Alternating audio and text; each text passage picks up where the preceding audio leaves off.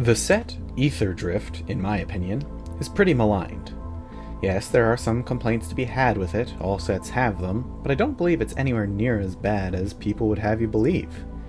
And hiding within the set was an innocuous little guy that would spark something truly amusing and quite interesting in my pod. Mortals, immortals, and friends from the blind eternities, my name is Samson Loreseeker, and today I wish to tell you about the Mendicant Event.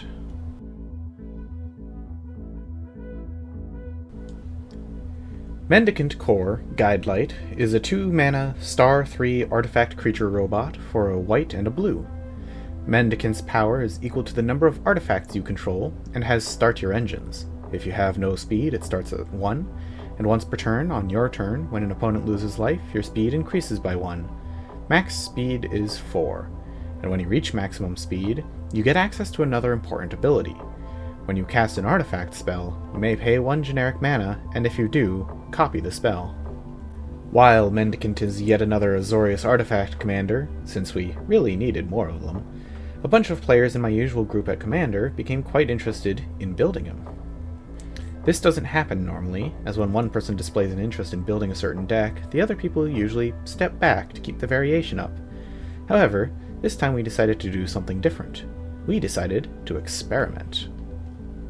When building a Commander deck, there are a number of ways to go about building it.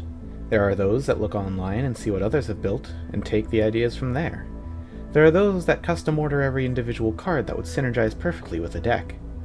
There are others, like myself, that go digging through their collections, pulling out any number of strange cards to throw in and build with what they have. However, every player has a different idea of what makes a deck fun to play. We all want to do different things and will put in different cards to facilitate that. So despite a commander being at the head of multiple decks, it's incredibly unlikely that 2 people will happen to create the exact same commander deck as someone else, unless they literally copied the deck list. As a result, when we sat down to play Commander, and 3 of the 4 commanders were all Mendicant, these differences were all well displayed as none of the 3 decks were the same at all. My Mendicant deck was all about artifact creatures. Little tiny aggressive things like Gingerbrute and Spectrum Sentinel were there so that I could swing in and get up to speed. And then there were some massive haymakers like Angel of the Ruins and Inkwell Leviathan that I could then copy and punch hard with. Cards like Portal of Sanctuary, Drafna, or Essence Reliquary helped return them to my hand so that I could recast them and make more copies. I am a player who enjoys combat, making a frightening board state and huge splashy plays, and my deck ended up reflecting that. One of the other players loves card draw and value. He made his deck a variant of the Cheerios strategy, which is all about artifacts that cost 0 mana. Very few cards in his deck went above 4 mana, with the exception of the Big Ugin from Tarkir Dragonstorm or Hullbreaker Horror as a top-end finisher. But much of the deck was focused around casting many cheap artifacts, cost reducing them to free or almost free, and drawing most of his deck. Oftentimes, he would end up killing through commander damage, as he would have so many artifacts that Mendicant could practically one-shot a player, though that was almost more a side effect than the intended result. The third player is an avid fan of theme decks, and had built his Mendicant deck around the blue-white faction from Aetherdrift, the Guidelight Voyagers. Most of his cards came exclusively from Aetherdrift, with a few other cards to round out the list. And even though it seemed like a harsh limitation to build around, creating a copy of the card Salvation Engine or Riptide Gearhulk proved to be pretty dang effective at closing out the game, turning 1/1 Thopters into 5/5 flyers, or repeatedly tucking things away with the Gearhulk. It was, honestly, pretty impressive to behold. We ended up playing multiple games with them, and each deck was able to pop off in its own way, and the Mendicant event got me thinking about commanders in general as a result. See, there are certain commanders that you see, and you know what to expect. When you see a Kindred leader, you're going to see a Kindred deck. When you see Urabrask, or Burgi, or Kaikar, you can expect a certain amount of storming to happen. A creature token commander is going to play creature tokens, a mill commander is going to mill. As a result, there are certain cards you can really expect to see in those decks, and certain play patterns that will arise quite often. But when it comes to more vague commanders, it's a lot more difficult to predict. A commander caring about something as broad as sacrifice or artifacts opens the doors quite wide then to variation. Let's take for example Corvold, the Fey-Cursed King.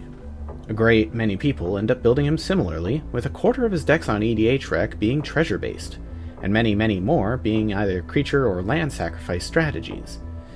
And it makes sense. They're incredibly powerful mechanics. A couple of treasures can refill your hand after all with him out, and yet there are only 10 decks listed on EDHREC that have him helming an Enchantress strategy. Green gives access to a number of enchantresses, sagas and saga creatures exist that can give more value, and there are many cards that can either sacrifice enchantments, are enchantments that sacrifice themselves, or care about enchantments going to the graveyard. It's quite the unexplored archetype that gets immensely overshadowed by another strategy being quote-unquote better. Another interesting example is Nerev, Heart of the Storm. At first glance, it's obviously built with that set's mobilize mechanic in mind. Putting a token in, it hits something for more damage and then dies. But there are so many other ways you can toy with this ability, like the old Viashino cards or the dash mechanic. Or how about Blitz, even Ninjutsu or Myriad, other temporary token creators, or even a whole ball lightning strategy. Even cards along the lines of Flame Tongue Kavu or Mog Mob, since Nerev doesn't say that it has to be combat damage that they deal. There are so many options available to build, and while some may have higher win rates than others, the playstyle is completely customizable depending on the person building the deck. These commanders that are connected to more vague abilities are perfect for an opportunity to explore new patterns and creations. And best of all, as long as you're not copying someone's deck list, it will be entirely unique. And that's because you are unique. No two decks, if built separately, will be built the same. That's because no two players are the same. Land counts will vary from person to person. What lands are run will vary. Removal, board wipes, synergy pieces, payoffs, card draw, all these things are different factors that everyone will face. And even if a large core of the cards end up being the same, there are usually 10 to 15 slots in a deck that can be dedicated just to cards you like. Take, for instance, removal. Do you run exile removal, or do you run more modal spells that can function in a different way? Are you going to be more proactive and run cheap removal? Or will you play slightly slower removal that doesn't give your opponent a benefit? How you like to play the game will inform these decisions. What about lands? Do you run more heavily pipped cards, so you need to run a bunch of duels? Do you play a lot more basics in case of effects that punish greedy lands? How many colorless utility lands do you run? How many lands enter tapped? Does your deck curve low, and so you can run fewer lands, or are the top ends pretty heavy, and therefore need a higher land count to ensure that you reach them? Play styles as well vary differently even with decks that have the same commanders.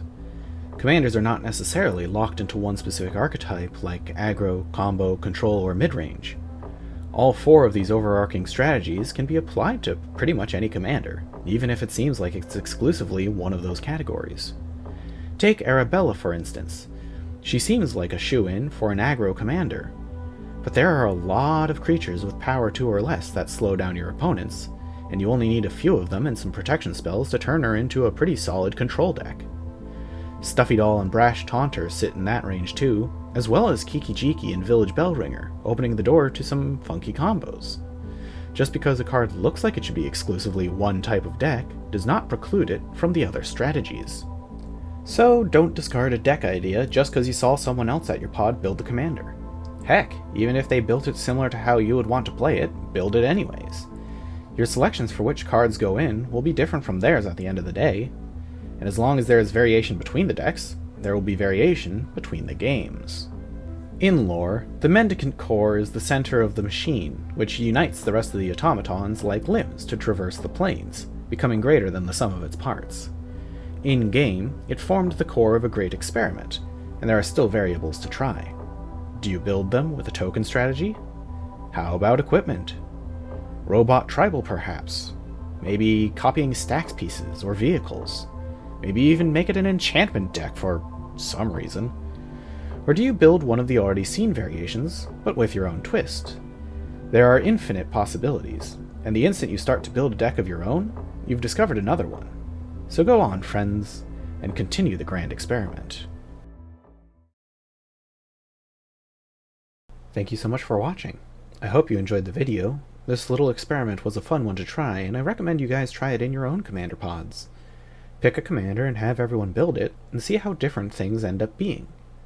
For now, though, it would be a huge help if you liked the video, subscribe if you haven't already, and share it with your friends. And until next time, take care of yourselves, everybody.